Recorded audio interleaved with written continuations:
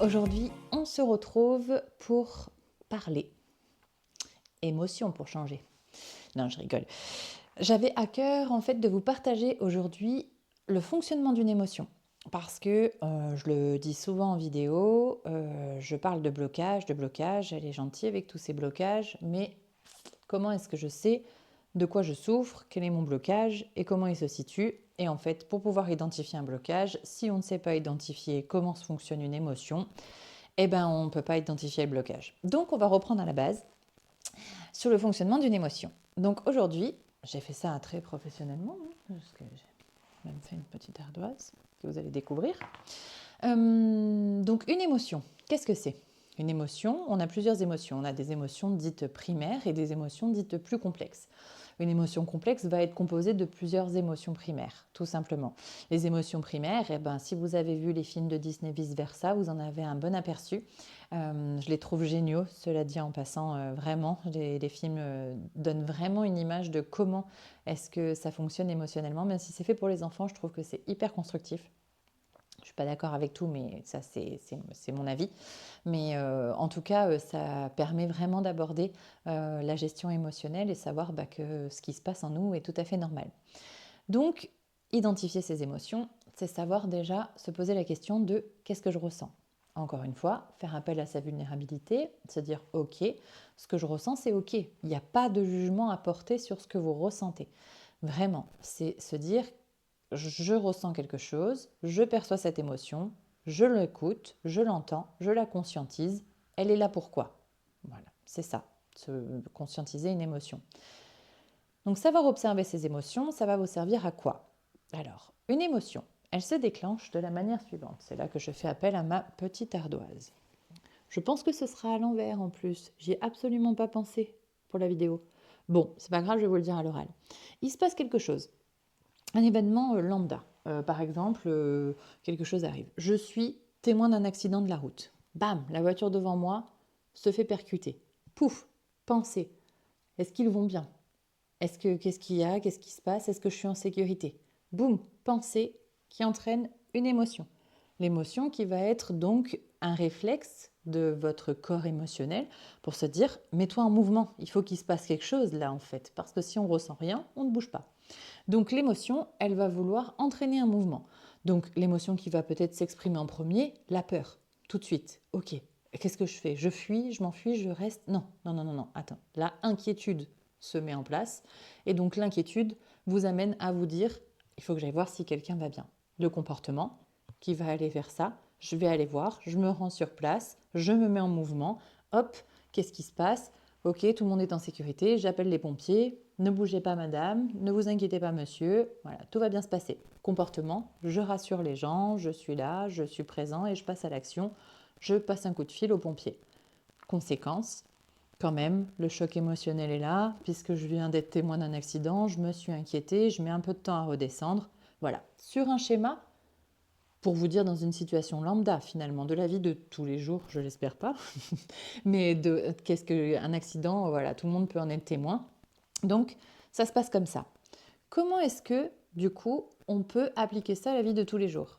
Eh bien, dans ma vie de tous les jours, je suis quelqu'un qui souffre de dépendance affective.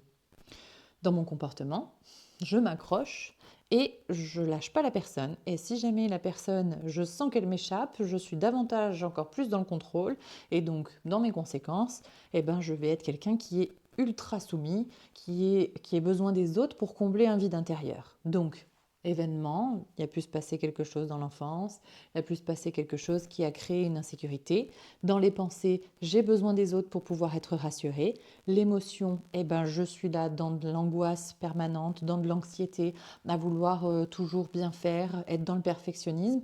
Le comportement, je m'attache hyper vite et j'attends énormément de la personne qui est en face de moi parce que je sais qu'elle comble le vide, les conséquences, et ainsi de suite. Voilà. Comment est-ce que ça se passe? Comment est-ce qu'on identifie un blocage par rapport à ça? Donc, si on sait comment ça fonctionne et comment est-ce que, du coup, tout est régi à l'intérieur de nous, nos émotions, on va pouvoir identifier où est-ce que se situe le blocage. Par exemple, Je rumine à fond. Tous les soirs, ça loupe pas, je suis toujours en train de me dire ça, je suis toujours en train de me dire, en train de me dire, en train de me dire.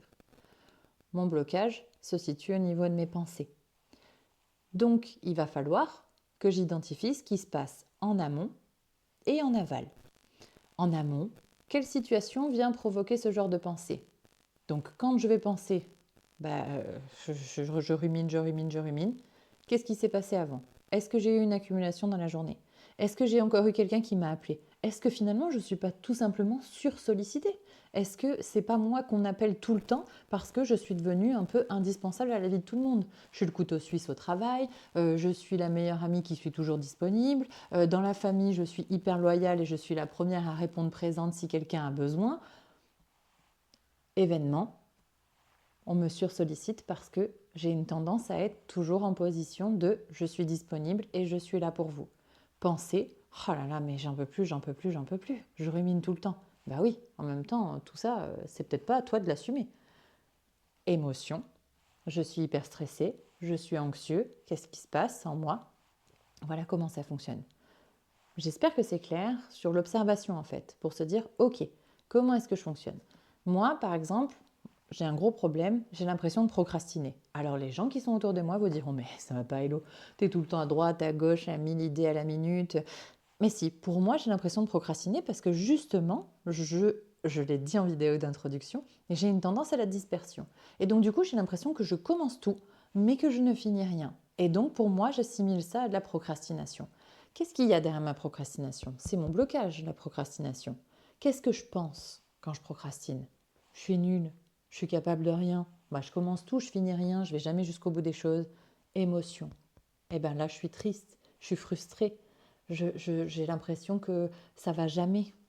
Comportement, je manque de confiance en moi, d'estime de moi-même même. Ça va plus loin que la confiance.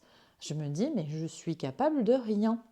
Finalement, dans mon comportement, les conséquences directes, eh ben, j'ai l'impression que je ne vaux rien. Je perds de la valeur. Et finalement, chaque événement où je vais me remettre dans un projet et où eh ben, finalement je ne vais pas aller jusqu'au bout, va entraîner la pensée de bah tu vois, tu n'es pas capable, tu n'y arrives pas, tout ce que tu fais, tu vas jamais au bout, va entraîner la frustration, va entraîner le comportement. Et c'est comme ça qu'on tombe dans la procrastination. Qu'est-ce que je fais dans mes comportements aussi? Je scrolle, je regarde des séries, je fais ci, je fais ça. Et je ne vais jamais au cœur du problème, je ne vais jamais au cœur de ce que je devrais faire. Voilà comment ça fonctionne. J'espère que c'est clair sur le schéma de fonctionnement d'une émotion. Alors j'espère que mon ardoise sera à l'endroit, puisque moi je la vois à l'envers, mais bon, je vous l'ai dit à l'oral. Donc en fait, c'est vraiment pour venir, je dirais, déconstruire ça. C'est déjà conscientiser l'émotion, conscientiser ce qui se passe, conscientiser ce schéma, se dire, ok, bon ben voilà, je sais comment ça se passe en moi, je sais que je souffre d'un TOC, je sais que je souffre de pensées ruminantes, je sais que je souffre d'anxiété. Faire preuve de vulnérabilité et d'honnêteté envers soi-même pour conscientiser le problème. Une fois qu'on a conscientisé le problème, on va aller questionner la réponse émotionnelle. Qu'est-ce que je ressens? Venir se poser tout simplement la question de qu'est-ce que je ressens. Voilà, ça, ce sera la deuxième étape à faire. La troisième chose, pardon, excusez-moi, je lapsus révélateur, c'est se dire qu'est-ce que je pense? Qu'est-ce que je ressens? Qu'est-ce que je pense?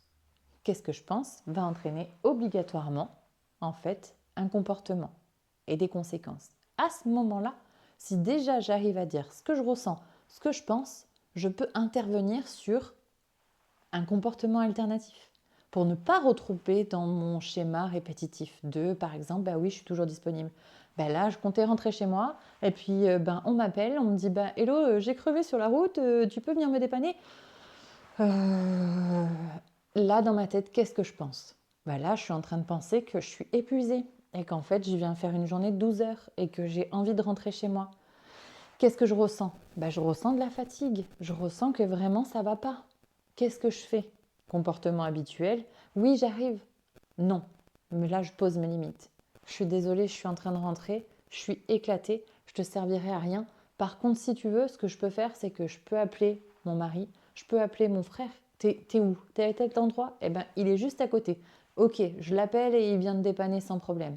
Je délègue. Et là, je mets en place une réponse alternative. Voilà. J'espère que c'est clair sur le fonctionnement, sur tout ça. Comme d'habitude, vous n'hésitez pas à vous laisser des commentaires. Dites-moi un petit peu ce que vous pensez de tout ça. Et ben aussi partager, voir un petit peu quels sont vos blocages. Et je rentrerai plus dans le détail sur certains blocages si vous me sollicitez sans problème. Voilà, ben, je vous remercie pour votre écoute. Je vous fais plein de gros bisous. Je vous envoie comme d'habitude plein d'amour.